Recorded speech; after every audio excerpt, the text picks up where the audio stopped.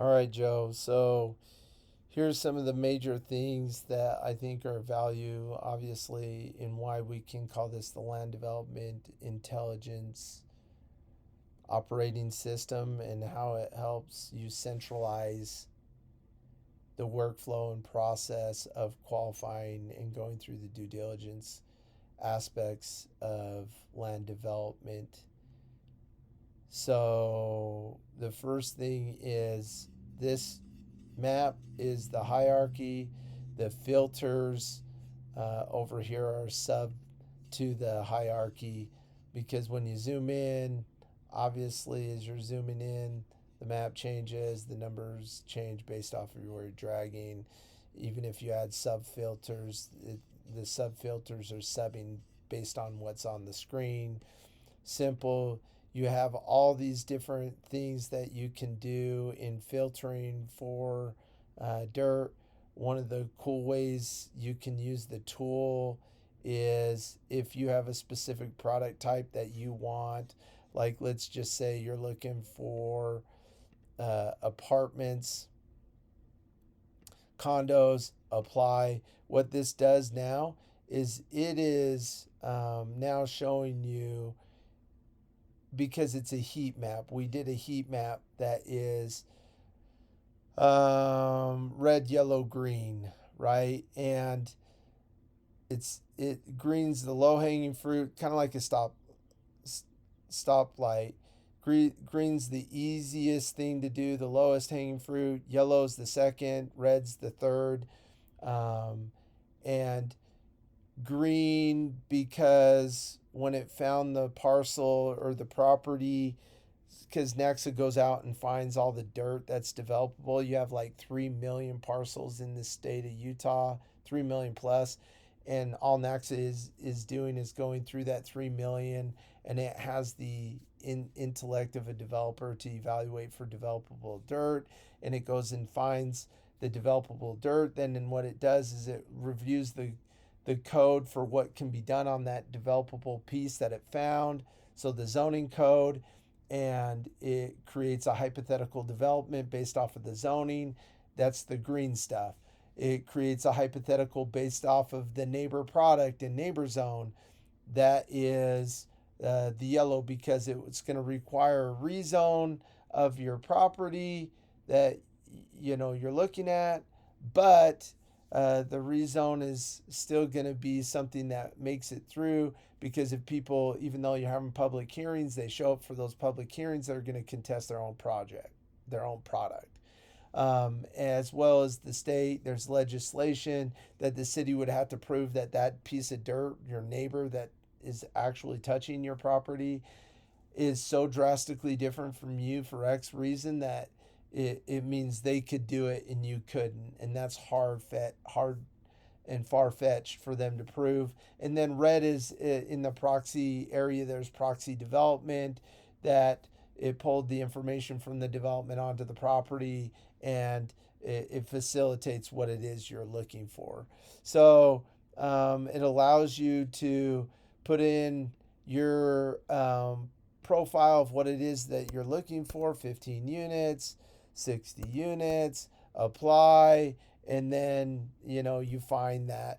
You can also start to find the projects on the project side that match those parameters, so that you can either look at, hey, I want to start anew with the city with just a parcel, or maybe there's a project that's upcoming through the city minutes or that's being built on currently or developed, and you can see the permits and stuff, and that those are the projects that you could try to weasel your way in on buying X amount of fully improved lots or papered lots, or uh, buy in on the project or buy the project in a further estate. Or there's even projects in here that are stagnated and that are sitting there, and you can find those and potentially buy vacant lots or pads that aren't moving,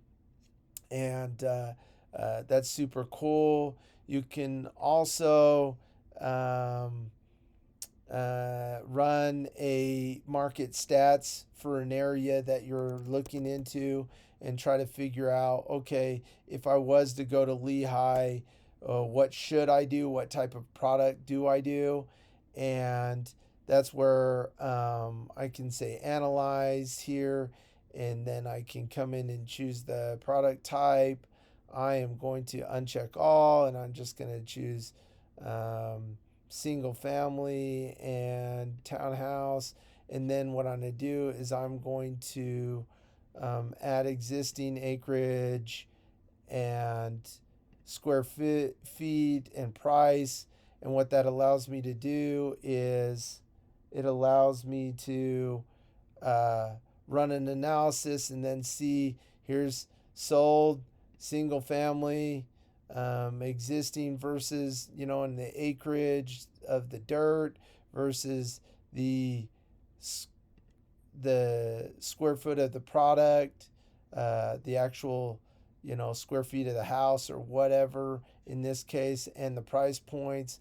And you can sit there and dial in with these tip tools and be like, this is the most optimal uh, price within this most optimal square foot, right? So this is the most optimal price and this optimal square foot of this optimal acreage of the existing single family product. So you can really cipher what type of product you want to go to market for and where you want to do that. And then you can also have a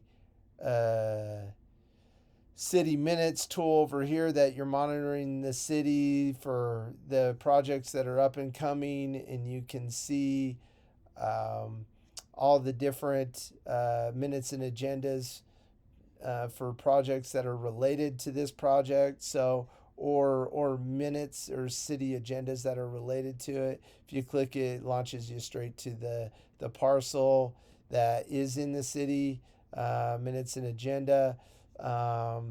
You can navigate this by whether or not the sentiment is negative, positive, or neutral, if it's being approved or not, if it's rejected, all these things for be able to see where things are being done, who's doing what. I can search by like product type. I can search for terms, town.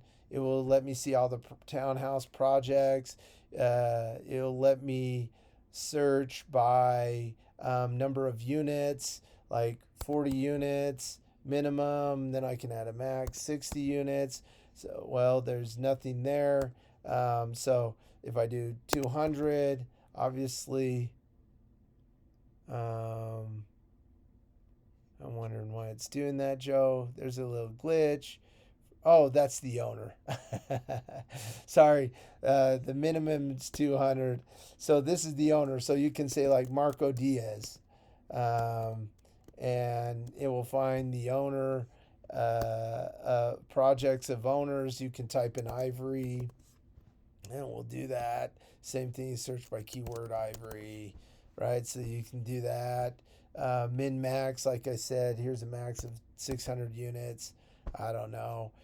But that's the city minutes aside. You also have a managed teams, which means that you can assign different roles within your team to do like market statistics, to run a performa, to run a CMA, and you can upload data into a project. So, for example, this is a project. Here's a CMA. I can open the CMA and look at the CMA. I can upload docs. I can view that on the map. It opens up a whole nother, thing for me. Cool, great. And then I'm trying to think here, Joe, really fast. Where else? So you can centralize all your process. Oh, you have a qualification sheet. And in that qualification sheet, it tells you, it centralizes all and make sure that your whole team is answering all the right questions and asking all the right questions. And you can export stuff wherever you want, plug it into a CRM. Um, this is, you can take notes and have all your notes stored, and you can assign different roles. One could be from your team, they could be one person could be assigned the qualification, the CMAs, and that way you can always track what projects you're doing and where they are in the process. That's this side of it. And so, yeah, you can, if you find a parcel, for example, on a look at this parcel right here on a view on the map, if I go inside here and I click this, when I'm doing my CMA or my subdivision feasibility side of stuff, right? Um, right here, market analysis. I can then r- I'm gonna run an analysis here on this, and then I can add to a project, a pre-project here, and then I'm gonna call it Steve, right? So Steve, this is a new project. Once I've added it to a project, and I come back over here, and I go to the qualification, and I see this as there's two versions of this CMA parameters right here. I can update the pre-project. I can add a new version of the CMA, or I can update the current one and see the differences as I'm getting through this. So, anyways, like, there's a lot to do here, also, I told you on the project side, everything child versus parent. So if I have a big project that's 1,200 units and I sell portions of the project off, I sell 100 to Ivory, another 200 to Lennar, and another 300 to DR. Well, those Ivory, Lennar, and DR all become children of the parents, so you can see the difference, and you can see for activity which is the most recent active projects versus least recent active projects.